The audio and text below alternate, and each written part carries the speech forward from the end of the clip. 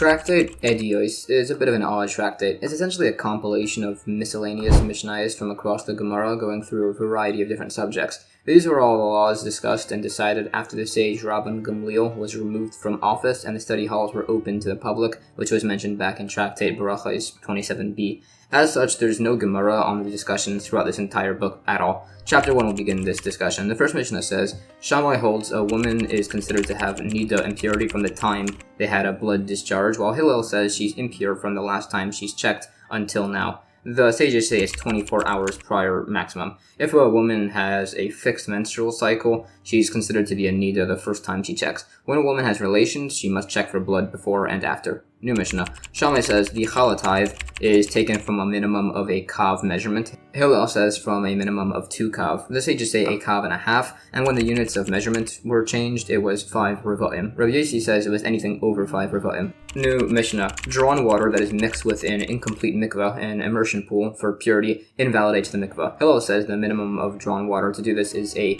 hin, 3 kavs. Shammai says 9 kavs. The sages say, based on a testimonial, it was 3 logan. New Mishnah. We teach the opinions of Shammai and Hillel, and then sometimes just not rule like them, to teach that a person shouldn't be stubborn in his opinion when there's contrary evidence. New Mishnah. We're mentioning these minority opinions, even though we rule like the majority, as later courts can hold like them unless nullified by later larger and wiser courts. Both of these would be required. New Mishnah. Rabbi Yehuda says, we bring the minority opinion so it can be negated if somebody else brings it. We can say it was already held and then overruled. New Mishnah. Beis Shammai says, a quarter cup of bones can transmit impurity through a roof with 2 or 3 of them. Beis Hillel says this only applies if it's the bones of a single corpse, the majority of the bones of a structure, or the majority of the bones in a body. Shammai himself says it'll convey impurity even if it's from a single bone. New Mishnah. Regarding the teruma tithes on vetch, which is mostly animal food, Beis Shammai says it must be soaked and rubbed while pure, and can be fed to an animal while impure. Beis Hillel says it must be soaked while pure and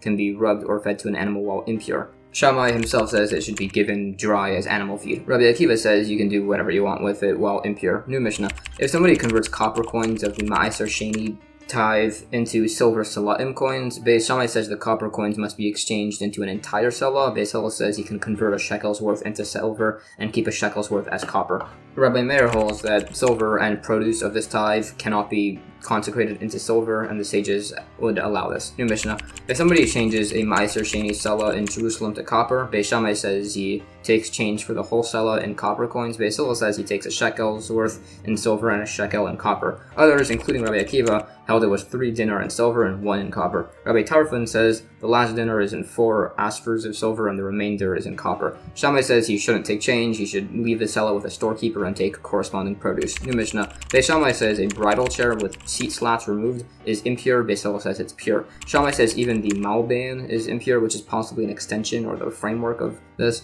Beis Shammai says a chair affixed to a kneading trowel is impure. Beis Hillel says it's pure. Shammai says it's impure even if it was made to be in the kneading trowel. New Mishnah. If a woman comes from overseas and reports that her husband had died, she can remarry or do yibum, the levirate marriage. Beis Hillel says this only applies when she comes from the grain harvest. Beis Shammai says it always applies, as the grain harvest was just mentioned simply as that was the recorded incident in the case. Beis Hillel changed their opinion to be like Beis Shammai. Additionally, Beis Shammai said if the woman alone testified that her husband died, she can remarry and collect her marriage contract. Beis Hillel says she can remarry, but she can't collect her marriage contract. Beis Shammai argued that the text of the marriage contract says that upon her remarriage, she can collect the marriage contract, so Beis Hillel then changed his opinion to be like Beis Shammai. New Mishnah. Beis Hillel says a half-slave works 1 day for his owner and 1 day for himself. Beis Shammai says, but now he can't really marry anybody, so he forced the owner to free him, and the slave pays him half his value. Beis Hillel changed his ruling to be like Beis Shammai. New Mishnah. Beis Hillel says an earthenware vessel blocks all substances from becoming impure. Beis Shammai says it only protects foods, liquids, and earthenware vessels. They argue over the logic, and Beis Hillel ruled like Beis Shammai. And that's the end of chapter 1. Chapter 2 of Tractate Eduyos continues going through various miscellaneous Mishnayos. The first Mishnah says,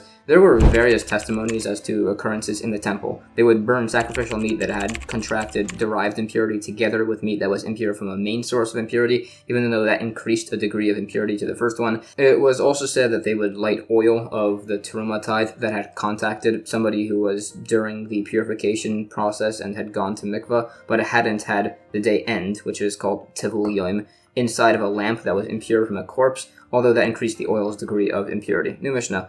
Other occurrences in the temple, hides were never taken from the place of burning. Someone from this, that if somebody skins a blemished firstborn animal and it's found to be terefa, the Kohanim can benefit from the hide. Others say it must be burnt. New Mishnah. It was also testified that there was this village near Jerusalem with a sage who would lend money to everybody and would write the loan documents himself and have others sign it. This was permitted, and based on this we know a woman can write her own divorce document and a man can write his wife's marriage contract receipt, as the documents are validated by the signers. It was also testified that a needle found in the meat of a slaughtered offering in the temple, the knife and hands of the Kohen are pure, and the meat is impure. If the needle was found in the animal's excrement, then even the meat is pure. New Mishnah. Some additional rulings. If a beaten egg is placed on a teruma vegetable, they are considered to be connected regarding the laws of impurity. If the egg was not beaten, it's not considered to be a connection. It was also said, if there's a single ear of standing grain in the reaped section of a field and the tip of the ear reaches the standing section of the field where the poor don't collect from, if it's cut with the other standing grain, it belongs to the owner. If not, it goes to the poor.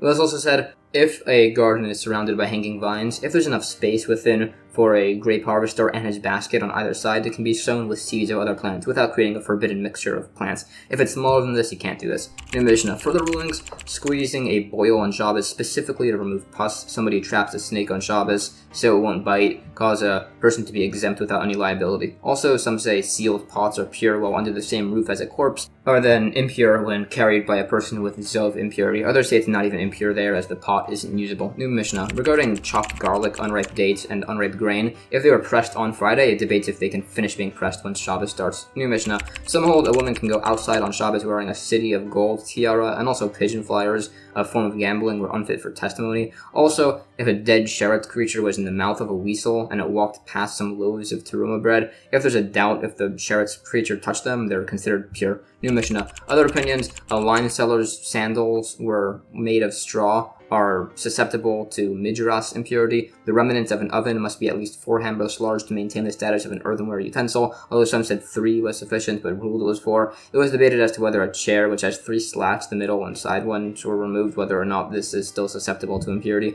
New Mishnah. Rabbi Akiva taught, a father benefits his son with beauty, strength, wealth, wisdom, and long life. He also benefits by adding generations, as is seen from verses, but the coming of a redemption is calculated by the number of past generations, not years. New Mishnah. It was also taught that there are 5 things that last 12 months. The judgment of the generation of the flood, the judgment of Eov, Job, the judgment of the Egyptians, the judgment of Gog and Magog by Mashiach's coming, and the judgment of most in Gehenna. All only last for 12 months. Others say it's 49 days. And that's the end of Chapter 2. Chapter 3 of Tractate Eduyos lists additional miscellaneous Mishnayos. The first Mishnah says, regarding the laws of impurity, if parts of an item that give off impurity through a roof were separated and brought into the same house, it is debated if they'd still convey impurity through the roof. It gives instances of this debate. If somebody touches a half olive-sized piece of a corpse, while there's also a roof over him, bringing impurity from a second of such corpse impurity, it's agreed that he'd still be pure. Others say it's held he'd still be impure. Generally, if somebody is impure between 2 different methods of contracting impurity, contact and a roof, they would hold he's still pure. New Mishnah. Broken up impure food doesn't combine to create a minimum to transmit impurity. Others say it does. It's debated if a person can deconsecrate ma'is or sheni tithes onto unstamped coins. It's also debated if a person needs to wash just his hands in a mikvah to handle water of a chatas offering. Others say he must immerse his whole body. New Mishnah. The interior of a melon and the cut-off bits of a vegetable that are teruma for tithes. It's debated if they can still be eaten by kohanim, depending if they're considered to be food. In regards to the first fleece tithe from 5 sheep, some say it applies if they weigh a mana and a half. Others say it's on any weight. New Mishnah. Some say all rush mats can become impure only from corpse impurity. Others say they can even become impure from midras impurity. Some say all braided threads can't become impure besides for braided belts. Others say they all can become impure besides for wool dealer cords. New Mishnah. A sling whose holder is made of woven cloth can become impure. If it's made of leather, it's debated. If the sling's finger hold splits, it can't become impure. If the whip section breaks, it can still become impure. New Mishnah. A woman who was captured by non-Jewish people, we can assume they didn't violate her, and she can still eat teruma. Others say if she testifies about herself that she was captured and she wasn't violated, she can still eat teruma, as she's the only source that she was captured in the first place. If there are witnesses that she was captured in the first place, then this wouldn't work. New Mishnah. For the rulings, there are a few cases where there's a doubt if somebody is pure or impure. An impure person in a private domain and a pure person walk by in a public domain, a pure person walks by in a public domain, and an impure person stands in a public domain, an impure object in a private domain next to a pure object in a public domain, a pure object in a private domain next to an impure object in a public domain, where there's a doubt if they came in contact, or if they're under the same roof, or if they moved each other. New Mishnah. There are a few cases where there's a debate if something can become impure or not. A nail used as a door holder for a money changer, a nail used on the chests of a ground bean merchant, and the nail of a sundial. New Mishnah. There are other things debated if they can become impure. The metal cover of a householder's pan, the hanging loop of a strigil, a bath scraper, unfinished metal utensils, and a wooden tray split into 2 equal pieces. If they're different sizes, it's agreed that only the larger piece can become impure. New Mishnah. Other rulings: a person cannot insulate hot water on a holiday for Shabbos without making an Erevei Tafshilin. You cannot straighten a candlestick on a holiday as it resembles building. A person cannot bake thick loaves on a holiday, only thin ones in case you make more than you actually need. The source is debated. New Mishnah. Other rulings: you can sweep between couches on Shabbos or holidays. You can put incense on hot coals on holidays. You can prepare a young goat alongside with its entrails without concern of it resembling the actual Paschal offering, and others debate all of these. New Mishnah. Other debated rulings between sages: whether a cow can go out with a strap between its horns on Shabbos, whether an animal can be combed with a metal comb on a holiday. Some say only a wooden one is allowed so a wound won't be created, and others say neither is permitted, and whether peppercorns can be ground on a mill on a holiday. And that's the end of chapter 3. Chapter 4 of Tractate Eduyos lists further miscellaneous Mishnayos.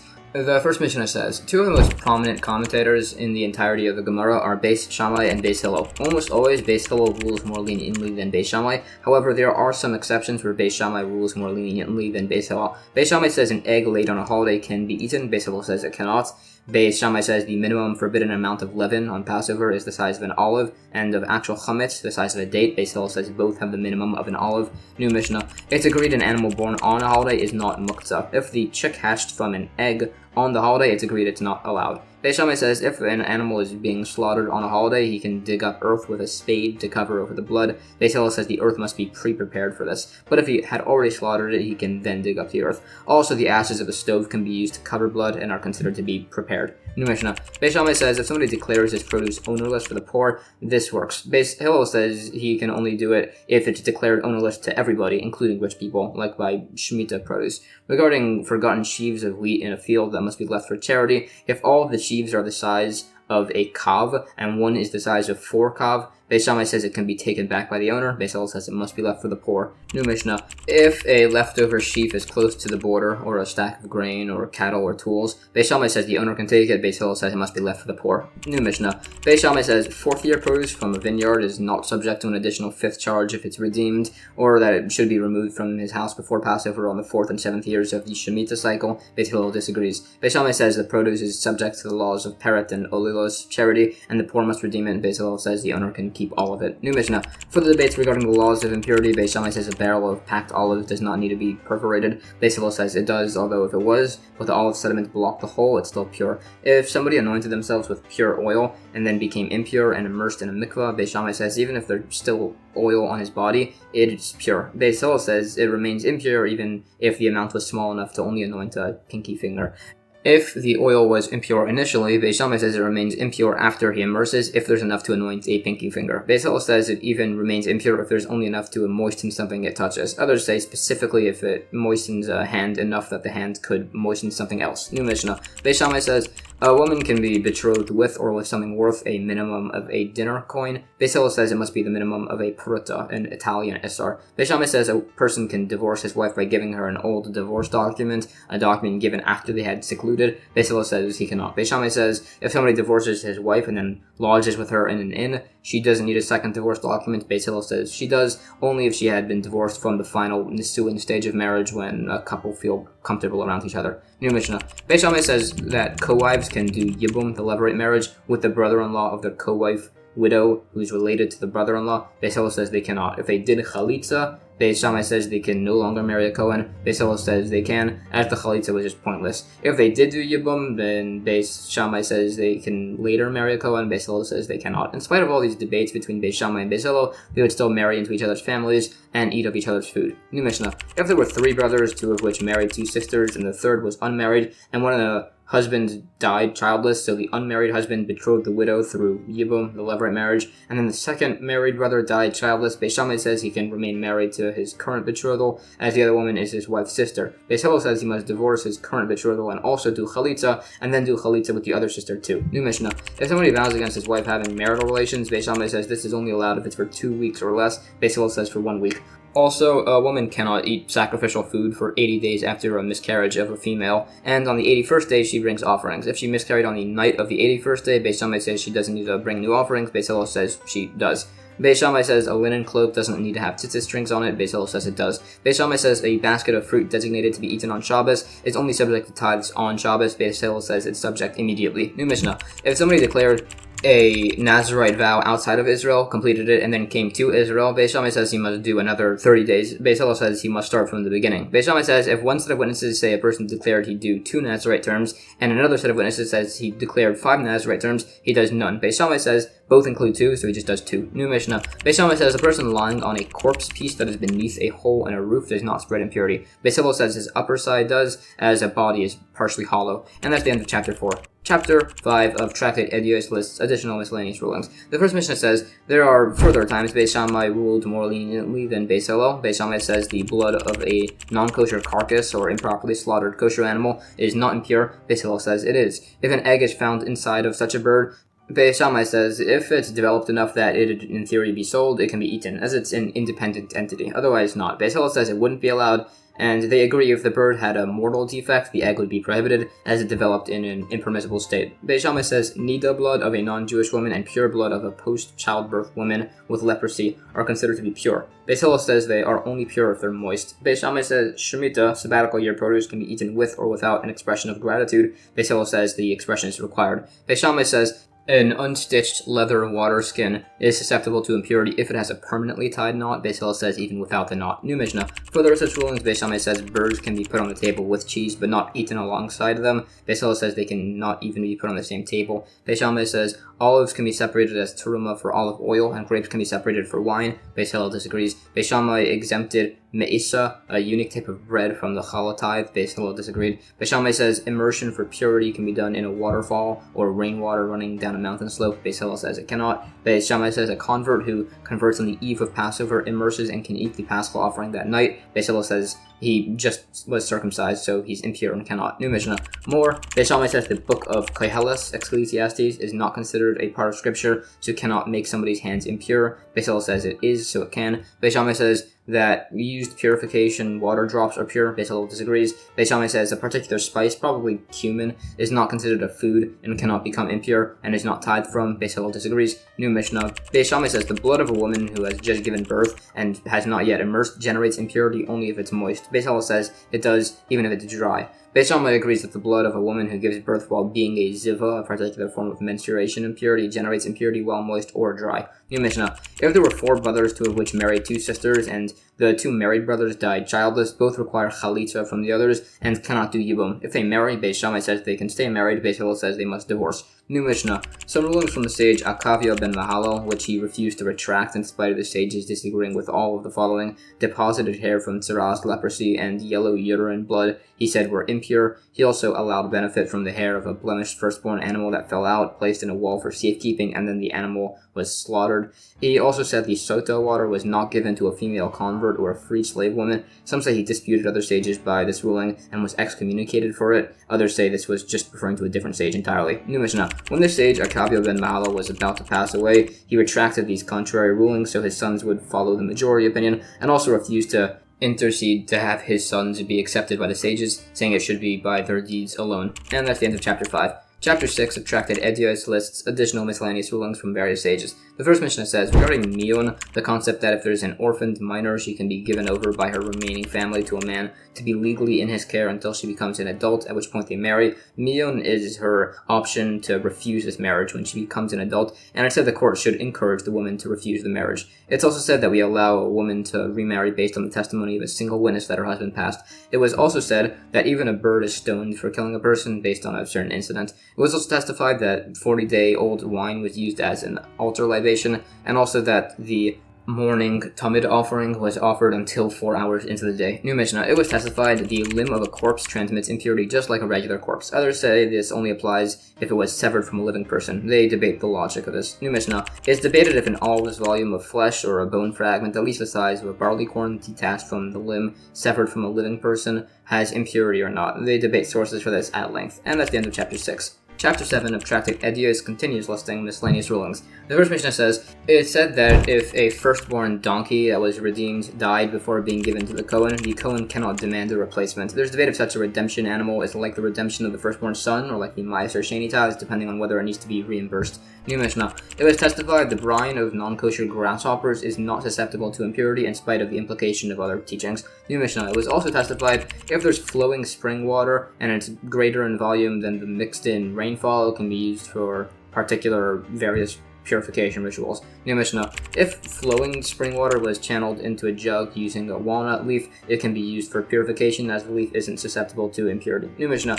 It was testified if there's a tube of chatas offering ashes placed on a shereth creature, the ashes in the tube are impure. Others disagree. It was also said if somebody declared 2 consecutive terms of a Nazirite vow, he shaves his head on the 30th day of the first term and then again on the 60th day. If he cuts his hair on the 59th day, it's still fine, and it's the 30th day also counted for the second term. New Mishnah. There's a debate if the offspring of a shalomim offering is offered as a shalomim, and it was testified that it was. New Mishnah. It was testified, unlike others, the wooden sanded boards of a professional baker is susceptible to impurity. It was also said that an earthenware oven cut into horizontal sections with sand between these sections, that it can become impure, unlike those that disagreed with this. It was said a leap month can be added to the year during the entire month of Adar, unlike those that say you only have until Purim. A leap year can be made conditionally, such as without the Nasi's confirmation, noting that he can confirm or deny it afterwards when he returns, and there's an incident where this occurred. New Mishnah. It said that the clay rim around the lip of a cauldron for olive boilers can become impure, unlike by a dyer's, and others held the inverse. New Mishnah. If a father betrothed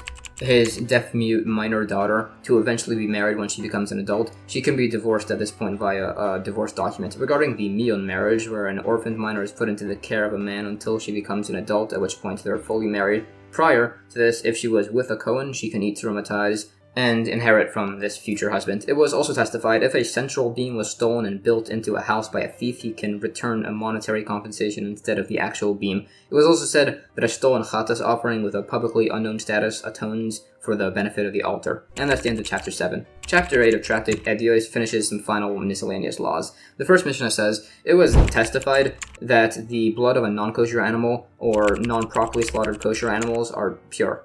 It also said the ash of a chatas offering all becomes impure if part of it touches something impure. It also said this additionally applies to the fine flour offerings, the incense, the frankincense, and the coals. New Mishnah. Regarding the Mion marriage, again, where an orphaned minor girl can be legally put into the care of a man to be fully married when she becomes an adult. Prior to this, if the man was a Kohen, she can eat teruma once she enters the chuppah, even though her marriage isn't allowed to be consummated yet. If a young girl was given as a pledge to idol worshippers in Ashkelon to guarantee a debt, and the family suspects she was violated, but the witnesses who testified she was given as the pledge also testify she hadn't been secluded with or violated by them, then either you don't believe the witnesses, in which case nothing happened at all, or you do, in which case you know she wasn't violated. New Mishnah.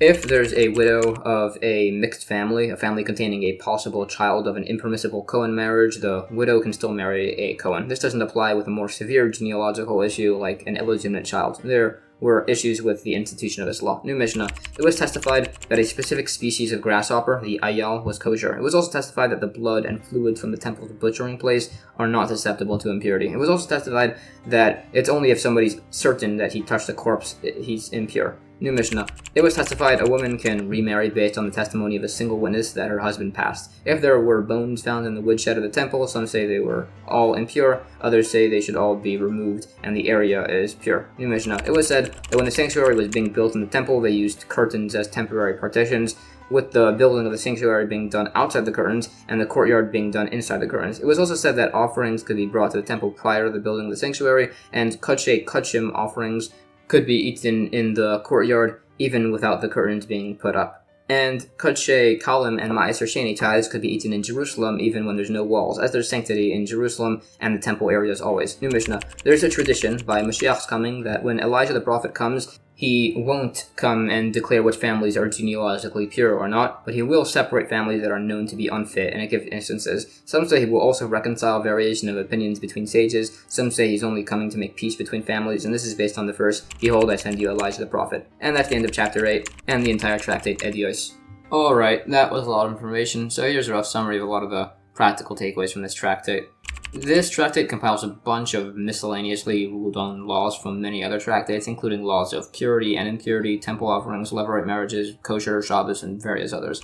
There are hundreds of opinions on laws in the Gemara alone, written across several centuries, all debating their own opinions on various laws and topics, not including the later commentaries who debate the meaning of a lot of these conversations, and further commentaries on those. It's important to have a general understanding of this when trying to understand any of Jewish law. So if you want to view the final decided upon laws of Judaism, which was compiled about 1,000 years later, that would be a book like the Shulchan Aruch. And that's about everything. Thank you so much for watching.